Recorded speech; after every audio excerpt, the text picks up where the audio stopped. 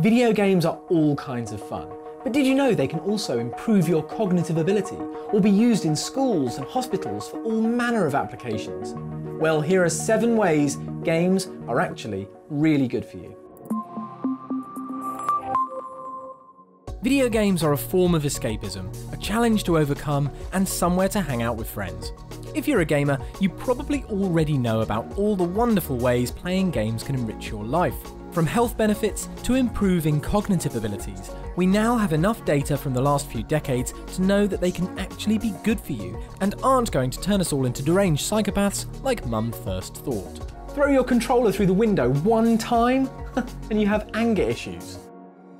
I'm sure you've read stories about surgeons playing shooters to up their medical game and rolled your eyes at why a grown adult needs to fabricate any kind of excuse for sitting in their underpants and playing Skyrim for 48 hours straight. Well, it turns out they might actually have been telling the truth. Psychology Today rounded up a whole host of studies on the cognitive abilities of gamers and non-gamers, and it seems that playing games makes you a better person. From a psychological standpoint, at least.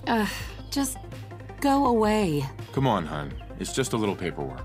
Let them fill it out, and it's done. As well as improved contrast sensitivity, spatial attention, and improvements in executive functioning, that is to say, how quickly and efficiently we allot mental resources like attention, memory, and perception for problem solving or decision making, there were additional health benefits that were quite astounding.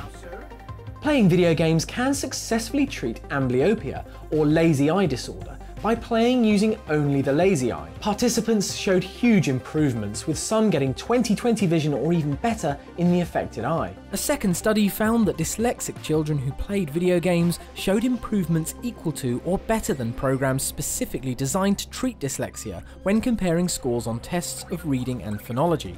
And more importantly for me, as I hurtle ever closer towards retirement with each passing second, is the fact that video games have the potential to reverse the mental decline that comes with age. Cognitive ability, memory, and abstract reasoning all improved for elderly patients after a few sessions. So next time your parents tell you to spend less time playing games, tell them they should be playing more, or it's off to the nursing home with them. Sorry, Mum. The perception of who gamers really are has changed dramatically over recent years. We've gone from unflattering basement-dwelling cliches to just about everyone you pass in the street. The market has grown exponentially, spreading from arcades to home PCs and consoles to mobile gaming. Most of the people you know probably play one type of game or another. The image of a lonely, socially awkward teen is no longer the reality of the market. Not that it ever was. A study on the benefits of playing video games found that over 70% of gamers play with a friend, while MMOs like World of Warcraft create virtual spaces and communities that foster the development of abilities like character judgment. When you need to decide who you can trust in Rust, or make quick-fire decisions on how to lead a squad to victory in Battlefield, learning who you can and can't trust is an essential skill. What's more, people who played games that involved a cooperative element were more likely to help others back in the real world, even if the games were violent. Aww. We all know practice makes perfect, but sometimes you can spend hours upon hours trying to get better at something, and it feels like you've made no progress whatsoever. By observing gamers in their natural habitat, researchers at Brown University set out to discover what makes gamers good, and how those techniques could be used in other areas of our everyday lives to make us better at everything. Using StarCraft 2 and Halo Reach players, they discovered 3 things. Firstly, that Reach is the best entry in the Halo series. They didn't actually mention that in their study, but you can't watch someone play it and come to any other conclusion. Secondly, they found that cramming in as much multiplayer as possible over the course of a week in Halo wasn't the most effective way at getting good. People who played 4 to 8 matches a week showed a larger increase in skill level than those who played 8 to 16. They also found that while breaks of a couple of days weren't that detrimental to skill level, longer gaps between play sessions meant it took a lot longer for players to get back into the groove. For example, after a break of 30 days, players took 10 matches to get back up to speed. Meanwhile, over in StarCraft 2, hotkeys separated the elites from everyone else, with a recorded 200 actions per minute during matches. The pros even warm up first, issuing dummy commands while things are a bit quieter, so they get into the routine of it before things get really intense later on. By practicing often, taking breaks, getting into a routine that works for you, and making warming up and preparation part of your ritual, you can get better at any activity, not just the fun ones like video games.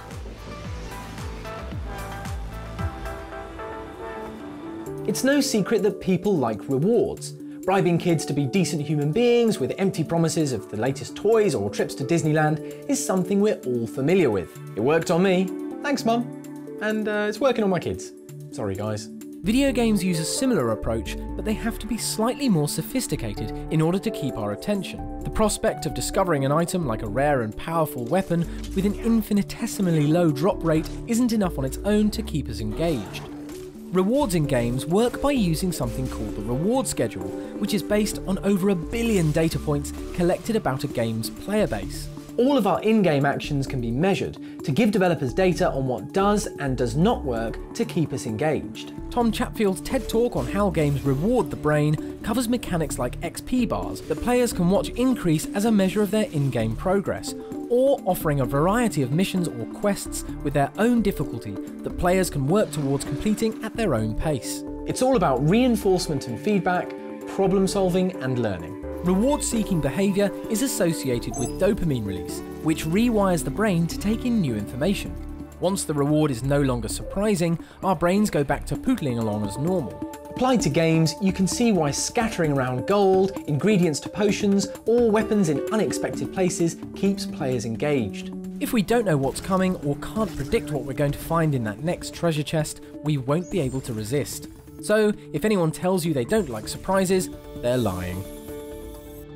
Anyone who can cast their mind back to the horrors of the Oregon Trail knows all about the use of video games in the classroom. Or maybe even the mysterious Carmen Sandiego, who was brought into schools to teach kids geography, history and maths in the 1980s. As well as the cognitive benefits, games have the capacity to teach kids all sorts of things. Meta-analysis of various studies came to the conclusion that video games could form an important part in the educational reform of the classroom of the future. Coupled with the social benefits of playing cooperatively and the increase in dopamine levels from the reward mechanics found in them, integrating video games into the classroom makes perfect sense.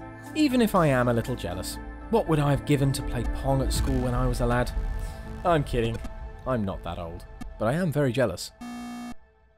The use of video games and VR to help pain management is something that's being studied for wider use in hospitals, especially for children. The thinking behind it is that the concentration required to play a game can distract patients from the sensation of pain and reduce anxiety.